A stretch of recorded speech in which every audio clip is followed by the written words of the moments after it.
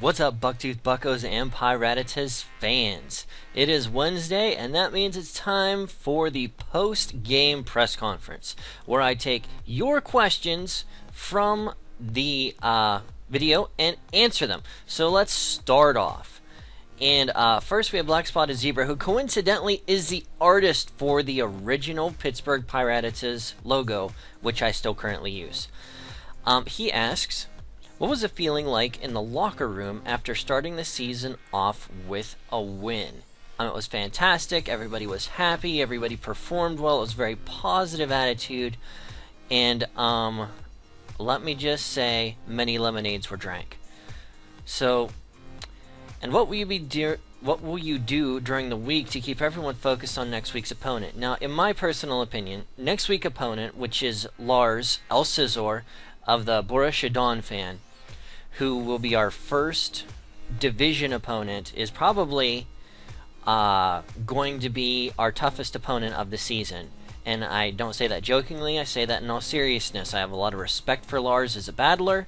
He's fantastic. I mean, he's won championships in other respectable leagues. And he's just really good. I mean, he just beat George Septile MC, who is really good. So, I mean, we're going to keep everybody focused, and we're going to do the exact same thing we did when we prepped for Gubs. Put our best foot forward and bring the team we think that we have the best opportunity to win with. Arceus Master asks, how well do you think you will do overall during the regular season? Overall during the regular season, I'm sure we'll lose a match or two, but I'm really aiming to finish the season with the best record in our conference and division. I mean, maybe not in the league, because there's some really good teams out there. But I really think that we can take the division this year, and that is my goal. So that is what I would like to do in the regular season. Todd Mikowski, after convincing win over the Arizona Deoxys, and of course I forgot to turn my phone off, and that's CantoCast, because I just watched an amazing video where he had a weakness policy T-tar, and it just ruined people's lives. Okay, back to Todd Mikowski. After a convincing win over the Arizona Deoxys, what is your strategy for Week 2? And how are you going to continue your momentum going into Week 2? Just keep everybody's nose to the grindstone, keep everybody focused. What's our strategy? Not to let Lars win. He has a team that can benefit from the sand, which I'm a little worried about. He has Sand Slash.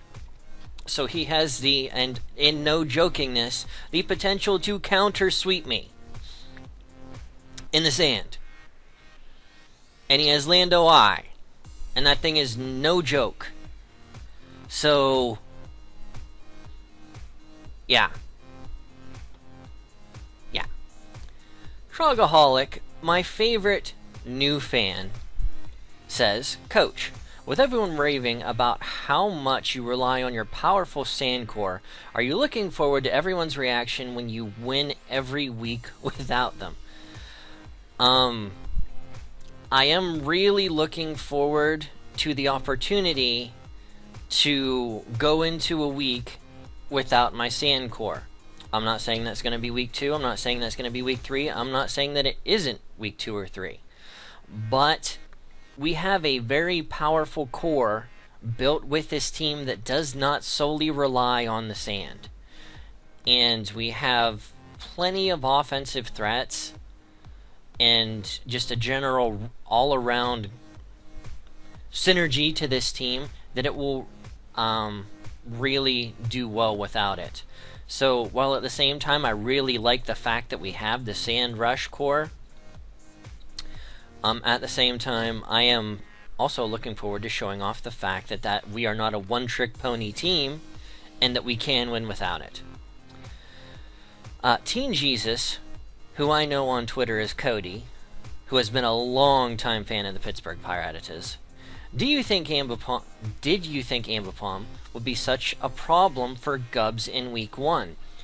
In all honesty, it was kind of like an emergency button, because I knew it was faster than almost his entire team. and it hit really hard, especially with him having Mega Zam. That fake out was no joke, even though he ended up having the protect. It turned out we could play around Mega Alakazam after the game progressed, because I knew if I could get it paralyzed, that was... I mean, once I got it paralyzed and damage on Gliscor, GG. Not that I'm downplaying Gub's ability, it was just the game plan I had going in was get Gliscor below half as quick as you can, and get some prior damage and paralyze Mega Alakazam. And that happened really early in the game, which really boosted the confidence and the demeanor of the team and let them push through to the victory. Did I think that Ambipom was going to be as good as it was? Honestly, I didn't think... I feel that I watched Gub's team building video and he thought it was a larger threat to his team than I thought it was going in. But I mean, Ambipom did exactly what we wanted it to do. Get Gliscor below half health and allow the rest of the team to just take over. And it did. And do you think Ambipom will be looked at as a threat from here on as your quest from worst to first? Now, last year Ambipom was 7th poke of the year. And what that means is the Pokemon that gets brought to half or less matches that makes a huge impact. And I knew that going into the season, that even if it's brought every single week, it is a huge problem for teams, solely because of its coverage. I mean, Stab Technician boosted fake outs. Come on. Love this mug.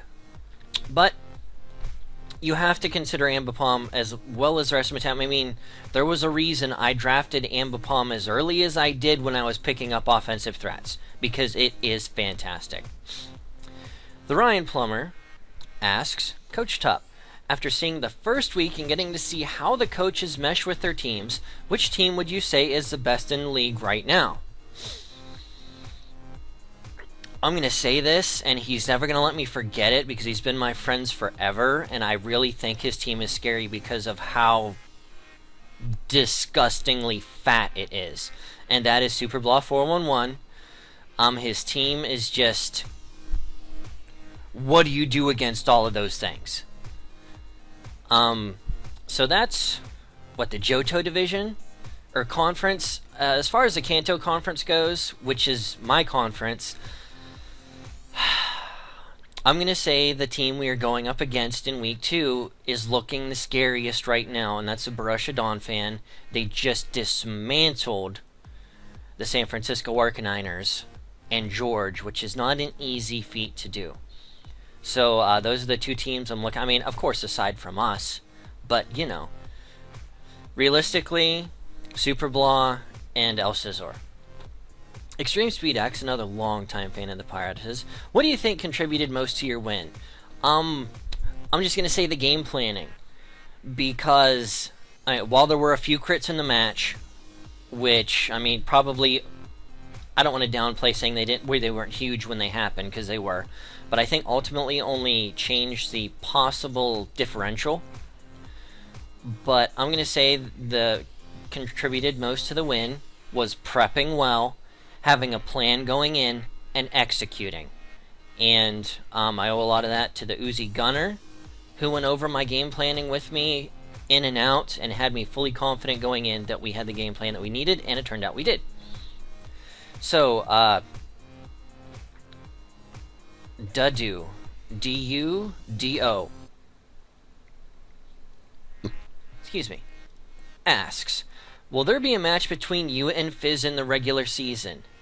And if, what do you think he will bring, Sun or Sand? Who has the better Sand Rush Sweeper? Now, we do play the artist formerly known as Fizzy Stardust, Yo Fizz. And what week is that? That is week 7. We play the Atlanta Haluchas. And both of our Sand Sweepers have a very different team role.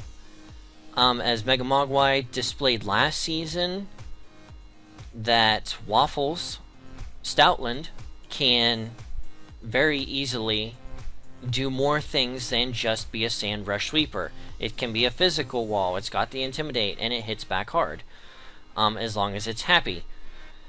Well, Excadrill, on the other hand, is also very good outside the sand with Mold Breaker, that huge attack, the decent hit points, and all those things. So, I mean, we both have very good Sand Sweepers who both function very differently in and outside of the sand. So, I drafted Excadrill number 1 overall, so I'm going to say him. Do I think he'll bring Sun or Sand? It wouldn't surprise me if he brought both, because he's cheeky like that. And it wouldn't surprise me if he used both very well. I mean, T-Tar standalone is a really, really threatening Pokemon. So it wouldn't surprise me if he didn't have it, or even just bring, Unnerved T-Tar? But Fizz and I have been friends for the longest of times. So, I mean, I'm really looking forward to our match together, especially since we both have the capacity to run sand. So, El Scizor, Lars himself, asks a question, and this is a inside joke type of question. He says, will the combination of Pork Chop, which is what we named Arcanine, which is a Doug reference, the cartoon from Nickelodeon, and the Patty Mayonnaise outfit really be enough to counter the overwhelming powers of Quailman? And what this was, he and I were ribbing each other before, well, our match hasn't happened as of yet, but we were ribbing each other talking about when we were setting up a time to do the match. And he told me that there was no way I could win because he was going to have his Quailman outfit, which is the superhero that Doug turns into the cartoon. And I told him, I was like, listen, I've got Pork Chop, your best friend, on my team, and I'm going to be wearing a Patty Mayonnaise outfit. So you are not going to be able to win. So we're doing a stalemate on that, and we are working out a friendly wager similar to what Miguel and I had in Season 4. So as long as we can come to terms on that, we may have another, hopefully, bet I win this time. But that was El Scizor. The one and only Shroom Raver asks, Coach! Exclamation point. Has T-Tar answered his critics with a solid opening performance, or does he still have more to prove? Well, I don't believe, it was a good step, proving that T-Tar is very viable and usable, while at the same time I'm going to say that the biggest threat to T-Tar was not brought this week from the team, which was Lucario, which surprised the crap out of me. So, Mega T-Tar didn't have its biggest obstacle standing in its way to get the 2 kills that it got in week 1. So, while it was a fantastic performance, and he played very well, I think it's going to take more than one performance, because, even Tim Tebow won one playoff game. So, let's be real, and say that he has a lot to prove. But, you also got to think that Yo Fizz had him in a week 1 match, and I think it netted 2 to 3 kills in that match. So, T-Tar is performing in both facets, Mega and regular, very well so far in the season, which I'm very happy to see. Hashtag NCO. Do you feel, this is from Supagassy, the D-League Season 2 champion. Do you feel like the offensive presence of Mega T-Tar and Excadrill in the sand will be something you might adjust yourself into more often than not? It is an extremely tempting, destructive tool to bring every single week. Unfortunately, they're both weak to fighting. They're both weak to water. T-Tar's weak to grass. Excadrill's neutral to it. Unfortunately, they share a lot of common weaknesses, and a lot of things that threaten one of them threatens the other. And they don't do well with bulky water types. So, it would depend on the matchup, but I'm going to bring it as often as I can because it's really stinking good. Besides, this is also Supagassy, besides the 2, what other powerhouses do you expect will do well on your team without weather? I'm really looking forward to a matchup where I get to let Kyurem shine, because the thing is just aside from it's got like 90, 95 speed, the thing just hits like a truck on both sides. It's got 130 base attack and 130 special attack. And it's got things like Outrage, Ice Beam, Blizzard. So, I mean, it's a threat waiting to happen. I mean, I've got Uzair, the Thunderous Incarnate, who is just really going to be a tool used very, very consistently on this team. Ambipom, I want to get in there as often as I can to just ruin people's lives.